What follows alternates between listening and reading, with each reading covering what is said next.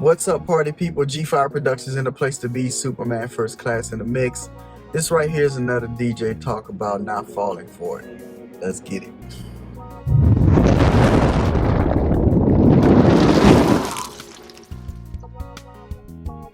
Welcome back to the channel, everybody. I'm Gerald with G5 Productions. Thank you so much for giving me your time and watching these videos. And I especially appreciate everybody who subscribes to G5 Productions on YouTube. And if you will, do me a favor, if you're new here, go ahead and smash that like button. And to keep up with all these videos, all you got to do is rock that bell. Today, we're going to get into our topic about not falling for it. I've been talking to several DJs lately, and they seem kind of going through it because, you know, they've been running into situations where they would agree to do a job and people were asking them for more time or more equipment, like extra mics or something like that. And they became frustrated. And so here's what I have to say. The best way you can really fix that issue is just communicate clearly what you're going to do for a set price. And it's really that simple. And the most backing way you can really do that is with a contract. DJs, you have your games you play too. Let's be honest about that. You guys have this fake it till you make it thing. You tell customers you can do stuff you don't really have a clue in doing, but you're using them as a time to practice. And sometimes that works out and sometimes you screw it up, man. That's just a fact. Sometimes DJs drop customers off when, you know, you took a $500 gig over here by word of mouth and then was offered a $700 gig over here. So you drop this customer off saying, hey, something came up, I can't be your DJ anymore, and you run over here to this money. Now, we flip the script. We all know customers have their games they like to play too sometimes. Not all customers are straight shooters. In fact, some of them will approach you with, hey, I need a DJ for a couple of hours, and you might quote them on a couple of hours, literally. And turns out they want you to perform for like 4 hours or 5 hours. And then on top of that, they might, oh, by the way, we got 2 or 3 more people we need mics for and all this other craziness, right? I think on both sides of the line, the DJ and the customer, sometimes people play each other, right? And we both do it. So let's be honest about that. The more experienced DJs are going to be probably saying stuff like, man, that's crazy. They want more, charge more, right? And that's easy for some of us to say because we've already built up a level of confidence and experience to be able to address that. Whereas some DJs who are less experienced or younger in the game, that can be intimidating to them, or they really may not honestly know how to handle those situations. So they just cover down and deal with it and put up with it, and you know, and they keep going through it from time to time again. A prime example of that could be is church. If you're a DJ and you're in your local church, you know, I'm pretty sure they approach you regularly saying, hey, do this for the Lord for us and it'll be a blessing and all this stuff, right? And so you just keep doing it. You keep getting sucked in until you are confident enough to say, hey, enough is enough. If you want these services from me, I run a business and it's for a profit. So I'm going to need to get paid for my services.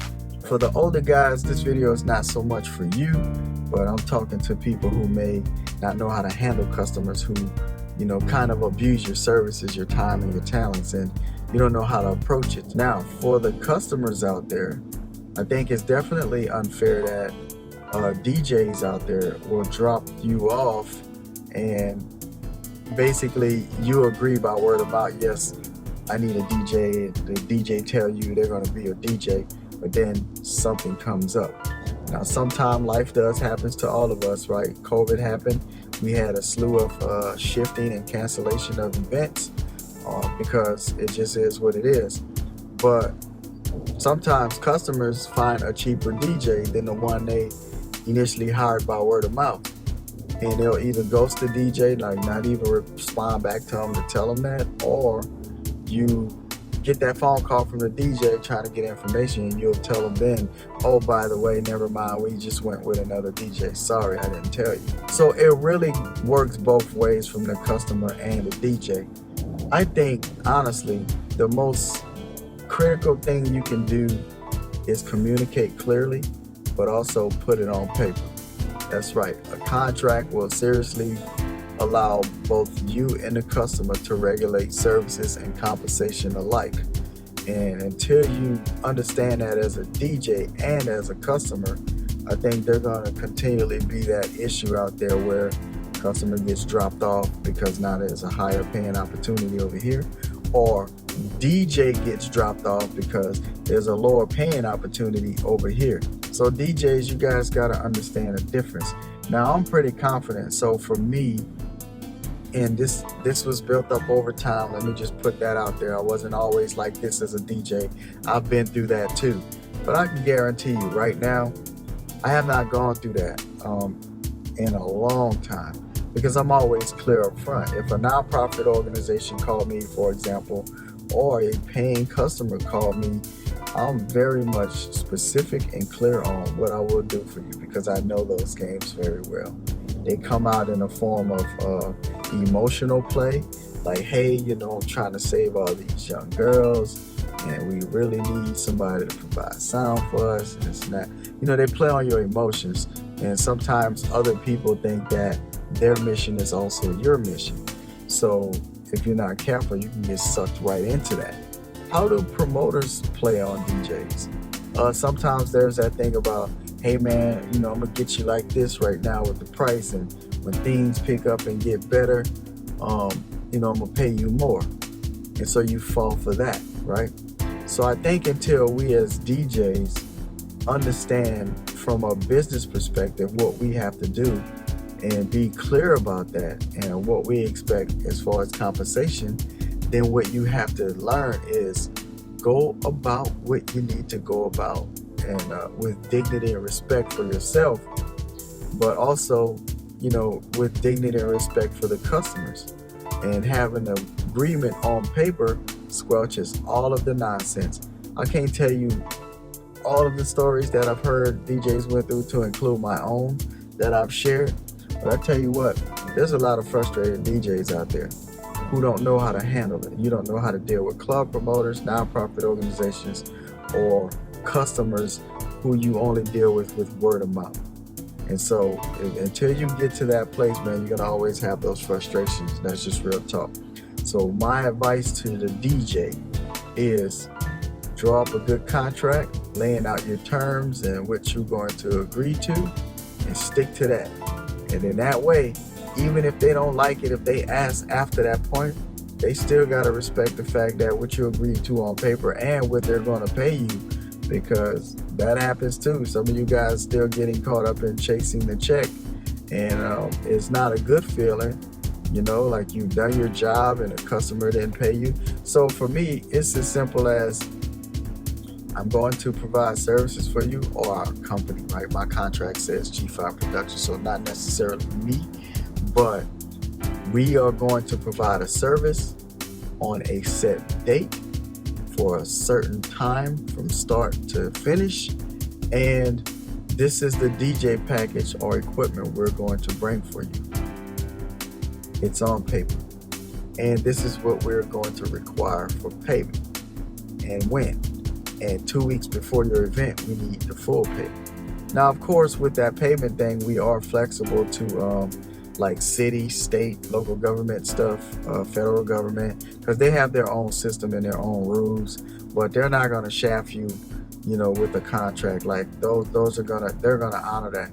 But a lot of times when you are dealing with one individual to an individual, yeah, you got to put these in place, man, because people bounce checks, or they, oops, I forgot, and you just want to get the job done, so you rock out that event, and then you got to play chase the check after the fact, and it's not a great feeling, I tell you.